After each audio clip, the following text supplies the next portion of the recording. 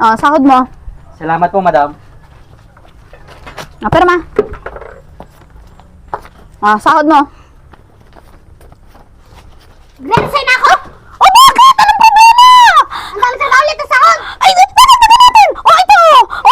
Day off! Gusto mo ng day off? 1 week na day off! Gusto mo? Bonus! Bonus! Gcash! Meron pa sa comment section yan, ha? Sige na! Bonus! Huwag mo i-stressin yung sarili mo!